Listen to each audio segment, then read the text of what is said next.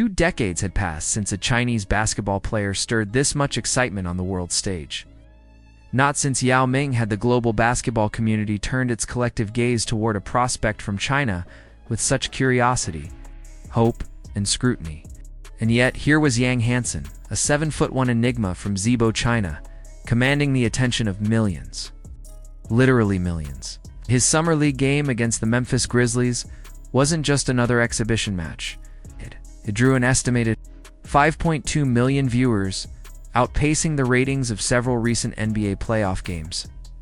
For a player who, not long ago, was projected to be a mid-second round pick, this was no ordinary rise. This was something closer to a phenomenon. His ascent wasn't scripted like Yao Ming's. Yao had been the consensus no. One pick for months before draft night. Hansen's story was different, almost accidental in its discovery.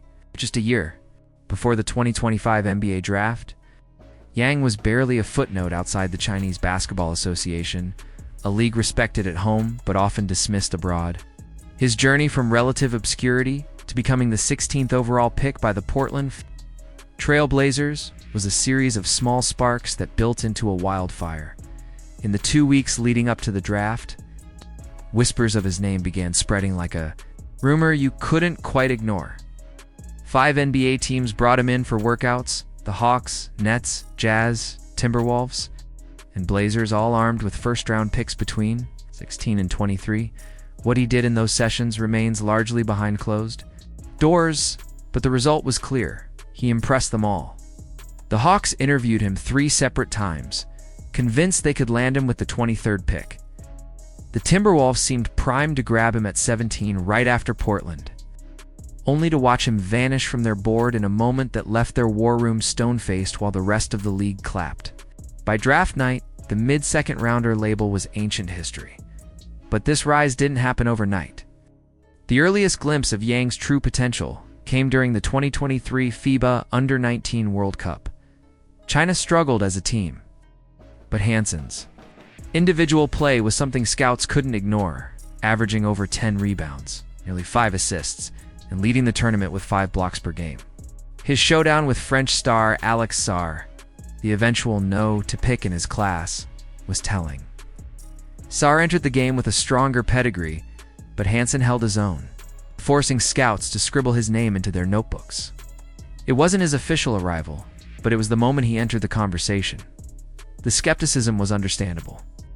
Players who honed their skills entirely in the CBA often faced doubts about how their game would translate to the NBA. Yang was no exception. Even with accolades like Rookie of the Year, Defensive Player of the Year, and All-Star honors in China. Too many scouts, those trophies were shiny, but meaningless. It wasn't until he showcased his skills on the international stage that the perception began to shift. Timing, too, played a role. The NBA was in the midst of a big man renaissance. After years of guard-dominated basketball, versatile centers like Joel Embiid, Nikola Jokic, and Giannis Antetokounmpo had reshaped the league. The once-forgotten archetype of a skilled passing big man was suddenly a premium commodity. Jokic in particular was Hansen's self-professed role model. A towering orchestrator who could score in the post, sling no-look passes, and dictate the flow of a game. Scouts began to see flashes of that in Yang.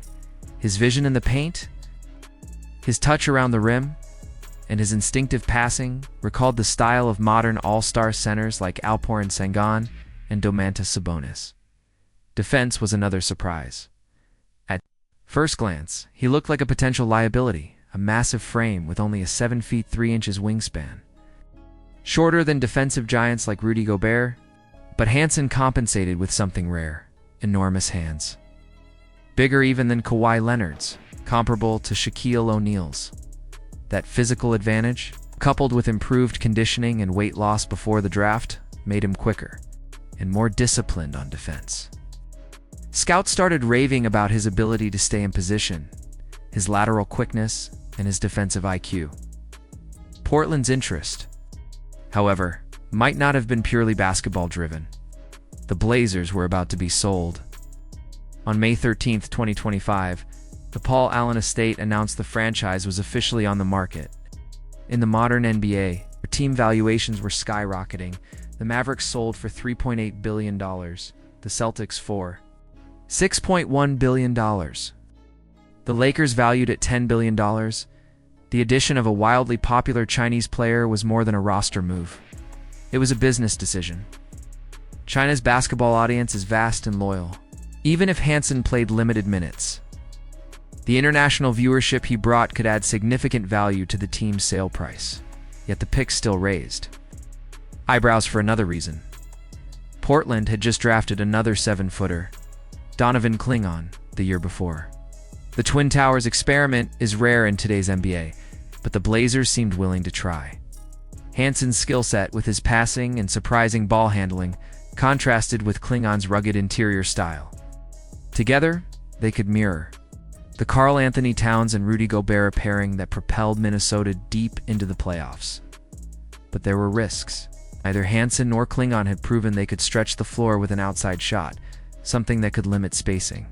Still, drafting both gave the Blazers an insurance policy. If one big man didn't pan out, the other could take the mantle. Inside the organization, there was no doubt.